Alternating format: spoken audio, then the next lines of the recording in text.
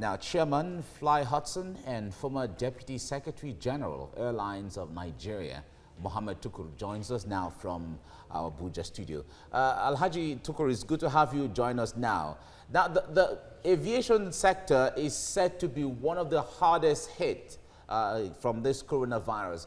If we liken it or narrowing it down to Nigeria, how much impact is this having on the aviation within Nigeria? Hello, can you hear me? I can hear you. I can hear you clearly. That's why I'm asking if you can hear me. I'm saying that the aviation industry is said to be the hardest hit globally when it comes to sector or industry. How bad is the situation in Nigeria? Very difficult, very terrible. We are very sad, and the situation is getting worse day by day.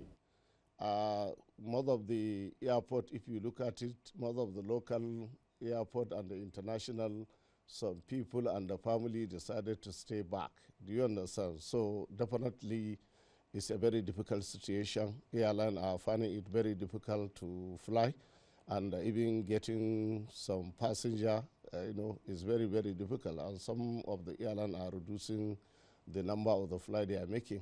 And even if you try to fly, you are not getting exactly the number of the passenger you're supposed to get.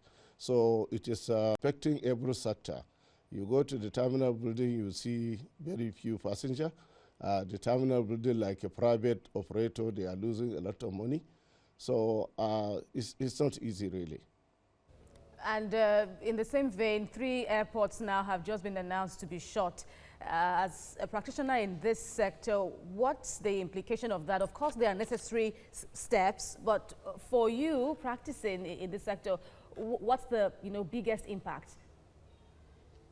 Well, it's a serious impact. For example, now, if you are operating most of the airport and some of them are going to be shut down due to the one reason or the other. Do you understand what I'm saying? But it's something that we have to do, and everybody have to contend with it. Even if you are going to park your aircraft, you have no option. Do you understand? So there is a need to make sure we get out of this mess. We have seen a lot of what's happening in Europe, and we hope that we're not going to get to that. But everybody have to put his hand on the leg and the mouth to make sure that we get out of this crisis. And I think the federal government need to come into the rescue of the operator by reducing the cost of the aviation fuel, and even if there is a little bit out, they can give them. What I think the federal government should do, they can give them waiver. For example, most of them, they start operating without any waiver. So if they can stop charging them navigation charges and lend them parking passenger service, is going to help a lot. All right. The projections by IATA recently, they said that Nigeria will be losing about 160 billion naira from this impact of the coronavirus. It will also lose about 22,200 jobs, as well as 2.2 million passengers. Talk to us how devastating this is going to be for the industry. Frankly speaking, Mike, that's the truth, and that's the situation on ground. It's so scary. Do you understand when it has come to aviation industry, really? And that's why in other countries, if you look at it, government has already started planning in other countries to assist an airline. So I think the federal government need to sit down to start thinking how they are going to help this particular sector. All right, Alhaji Mohammed Tukur, thank you very much for your contributions on the program. We hope this too shall pass indeed. And we bring in now Chairman Fly Hudson. He's also the former Deputy Secretary General Airlines of Nigeria. Mohammed Tukur, welcome to the program. So travel ban to certain countries or from certain countries, job losses and other areas of impact now in the aviation sector. But what more could possibly happen? Can you paint like a worst scenario now to the impact of corona disease in the aviation sector? Now, you see, the problem is when some other country cannot fly in to bring in a passenger. Normally, when you look at most of the local operator in Nigeria, We depend on the people who can travel, coming to the various airport and the feeding some passenger traveling from one point to another in the country. So Nigerian government has already blocked some country that they should not even fly to Nigeria. And other country has blocked so many, there is no movement at all. You know, so that's where the problem is.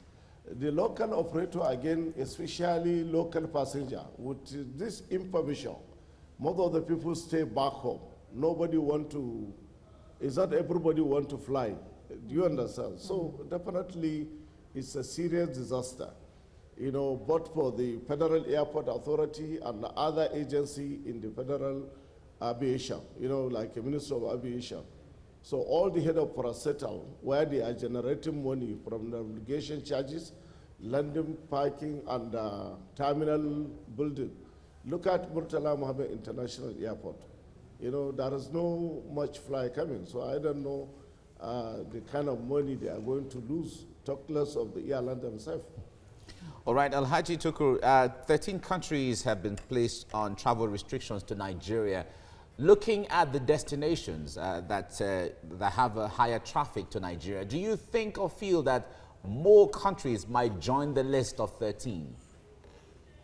Of course, more will join, especially within the African nation. If the European control what they have there, I mean control the virus, then it's going to be nice. Do you understand?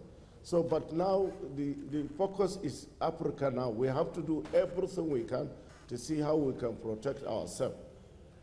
You've also talked about, advocated for certain waivers and incentives to keep the aviation sector running, seeing as, you know, it's linked to several other sectors. What options are there for practitioners and, you know, general users, so to speak? How do we preserve this industry? Well, the Minister of Aviation or the National Assembly, the presidency themselves, they have to sit down to look at not only the aviation sector, various organizations, especially industry, whereby people are working to generate money in one or the other.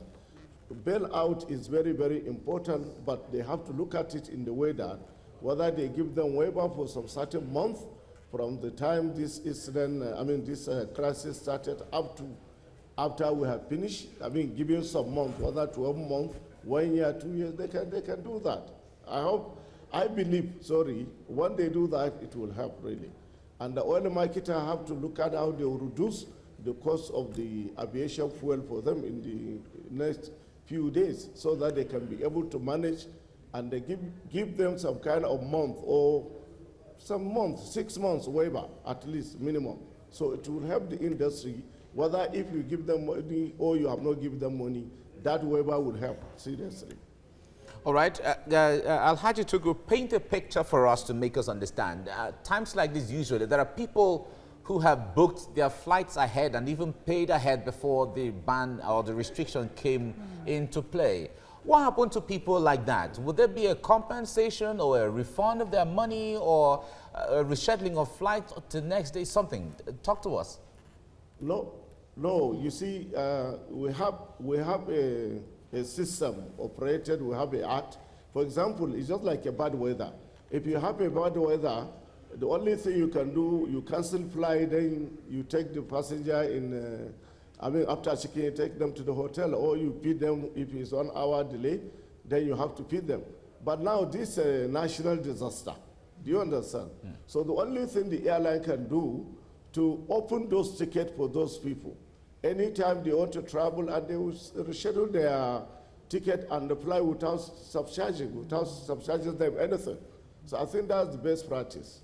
Indeed, everyone should just bear his own form of losses. Alhaji Tukur, thank you very much for your contributions on the program. We do hope and pray indeed that this times, will bring in much better scenarios in the sector.